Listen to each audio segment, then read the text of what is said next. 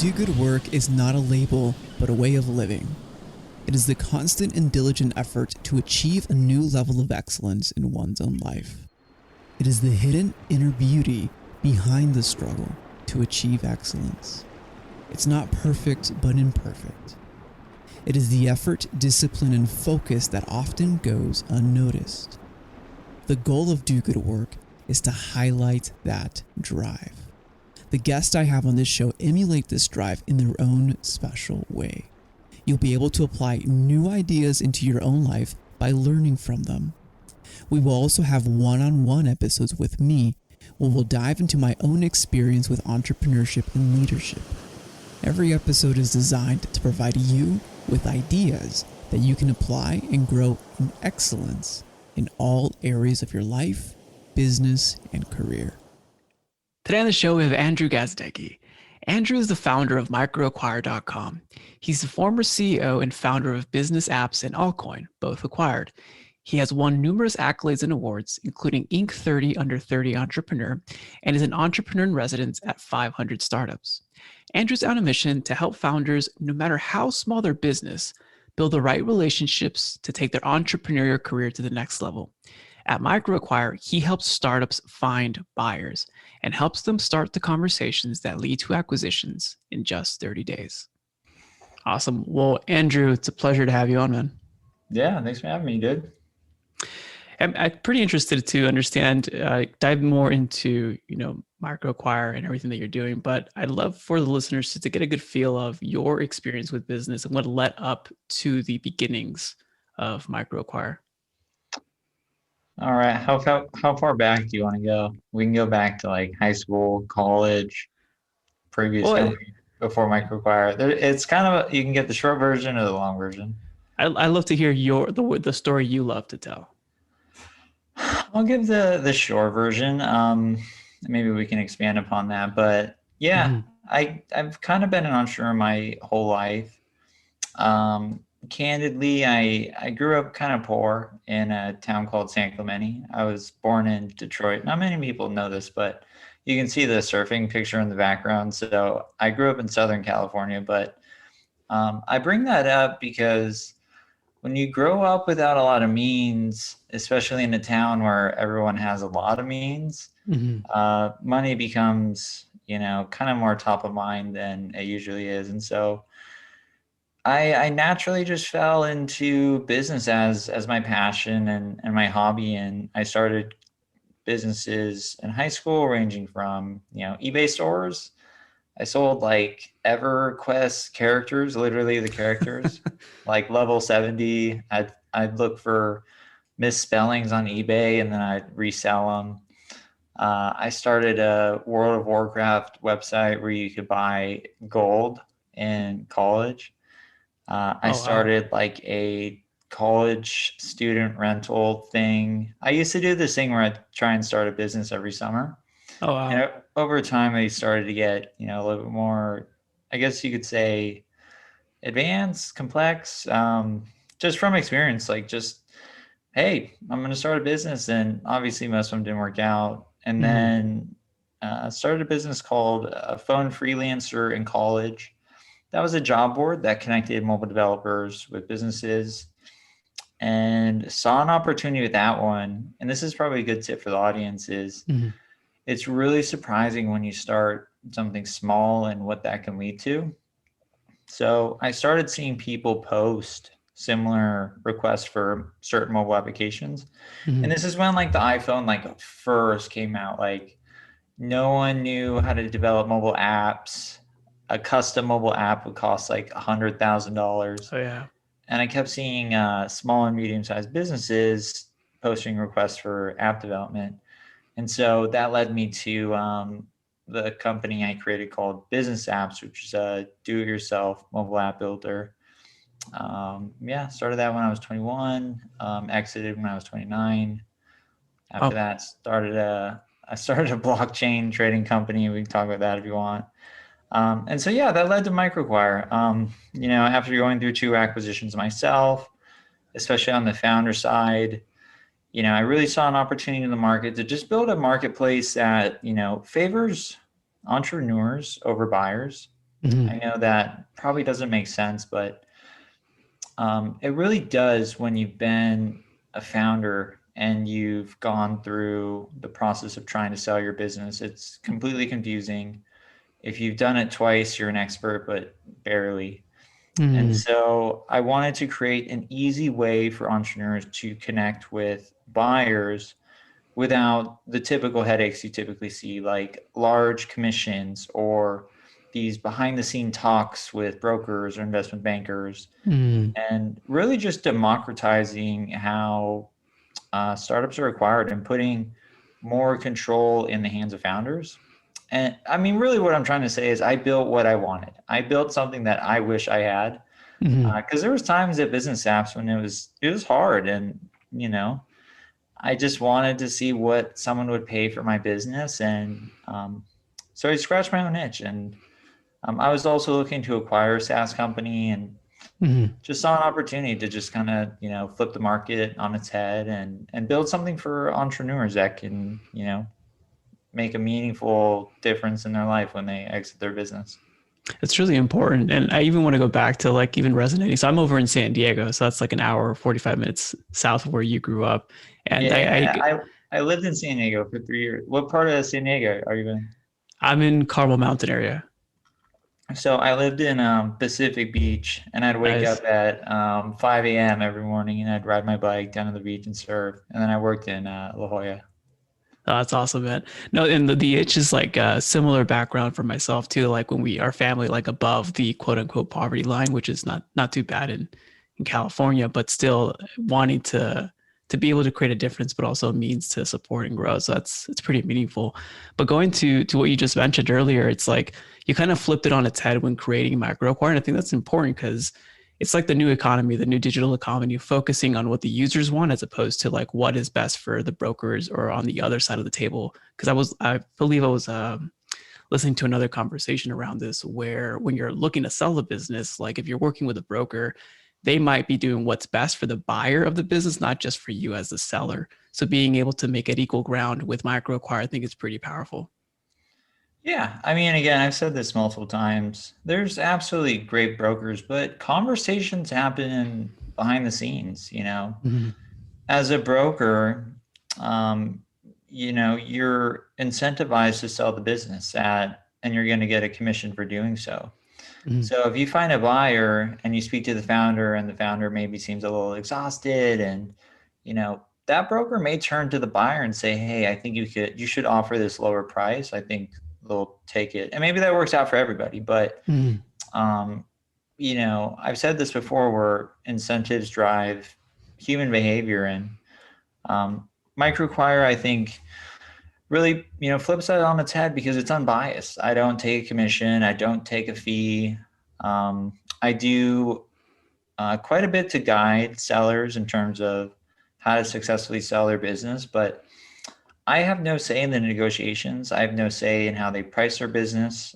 I give recommendations, but yeah, I mean, when you're able to remove a middleman from a market, and really put power in a group of individuals where information and processes, or whatever you want to call it, has been favored to the other parties, specifically Mm-hmm. buyers and brokers and investment bankers.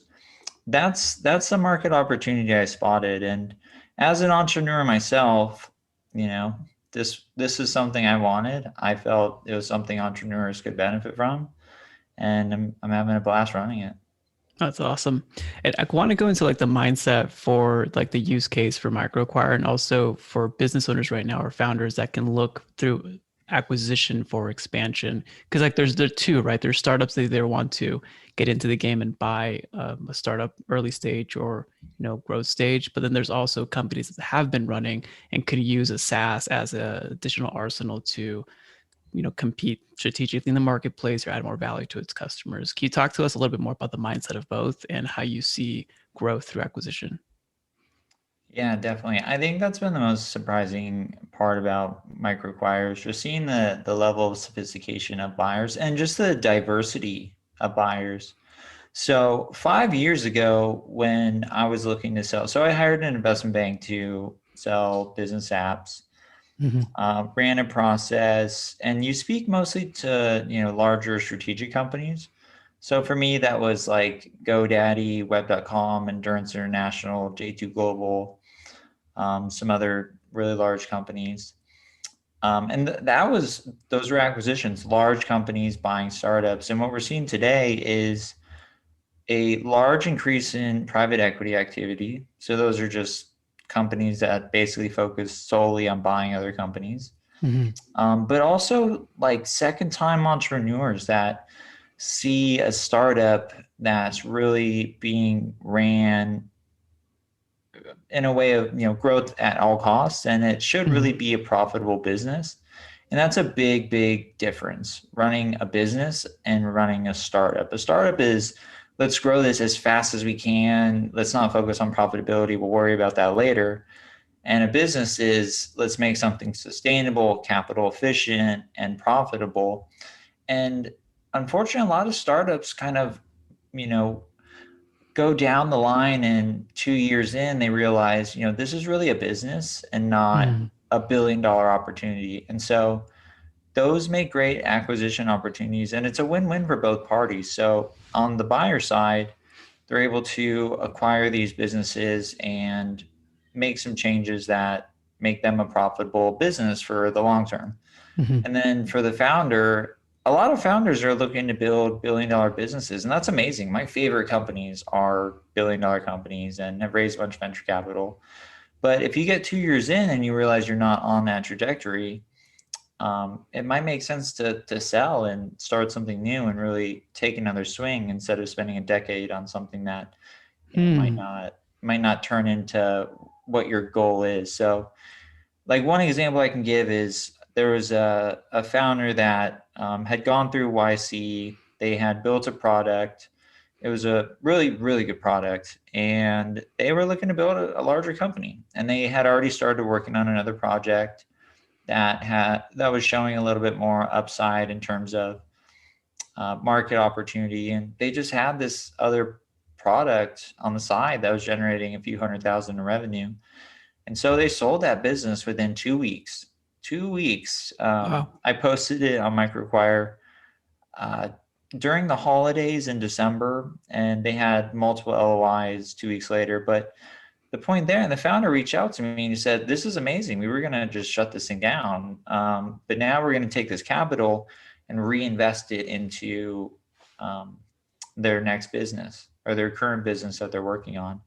And then the person who bought it is ecstatic. To the founders, it's a small business that, is profitable, has happy customers, but, it's not going to become a $10 billion company, and that's their goal. And so I think MicroAcquire is so exciting because it's this new form of entrepreneurship being formed where instead of starting from scratch, you buy a business from entrepreneurs that have either grown into profitability and it's really healthy, and they're just looking to move on to something new or see a liquidity event, or they build something and they realize that they're not passionate about it anymore and they'd like to use that capital to work on something else.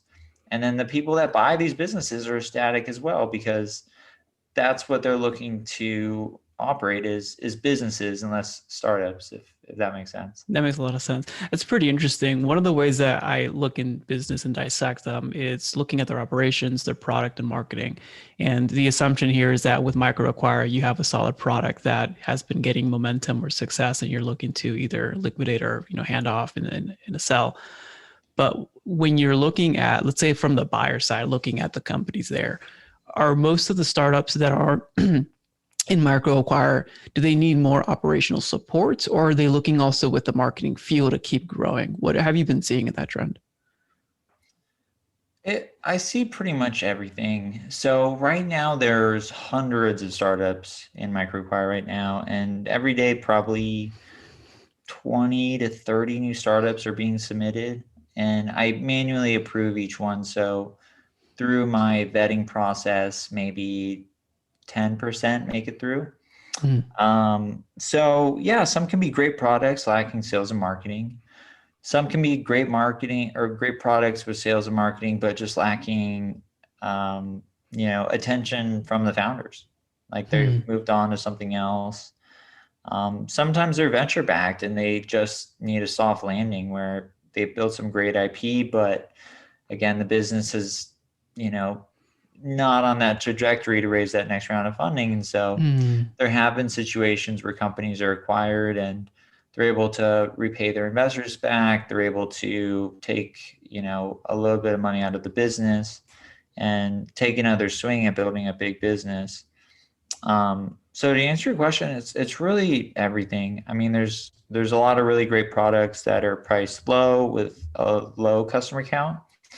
If you're a CMO or VP of sales or something like that, those are great acquisitions if you're able to put together just breathe in new energy into the business and really rethink, how can we grow this thing?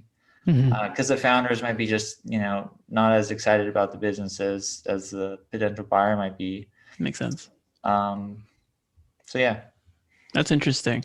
And one of the, so you've been sending a lot of newsletters recently. I've been seeing those. And in one of them you mentioned, or you sent the PDF of how to prepare your startup for acquisition in 6 steps. One of them caught my eye because when you're looking to vet a company, to buy a company, obviously you do your due diligence, you hire the CPA firms, the investment or the banking, whoever you need. But one of the things that you mentioned was, does this make a good culture fit?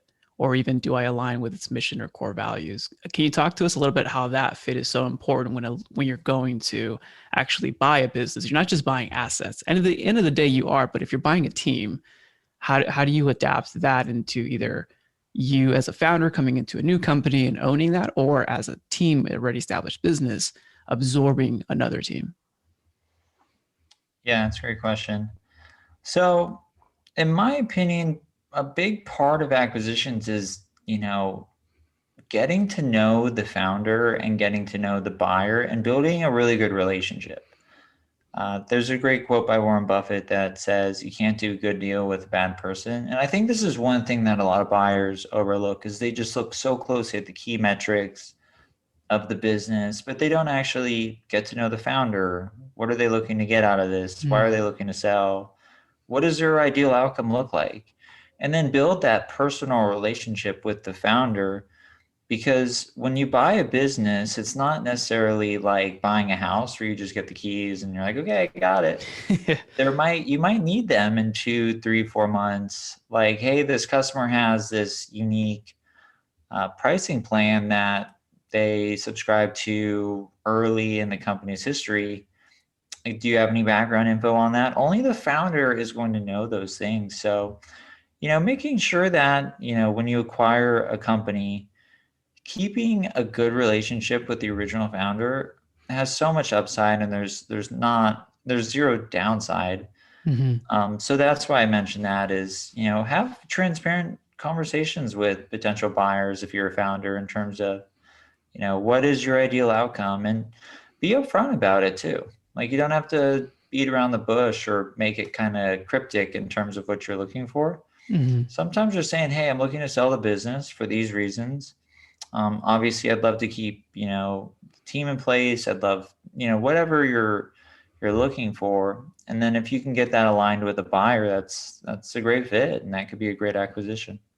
Makes a lot of sense. And I think that's it can be easily overlooked, that human perspective, and it's extremely important. I think, Andrew, just like one of my final questions, and just to really, dive a little bit into your brain, is what's exciting you the most right now around tech and MicroAcquire? Around tech, I think there's a lot of interesting stuff going on with non-dilutive financing. I think what we're going to start to see is, and for those listening that don't know non-dilutive financing or haven't heard of it, some other terms are revenue-based financing, but you can now fund your startup based on the revenue that you're generating. And essentially you're taking out, a small loan on your business, or a large loan, depending on the size.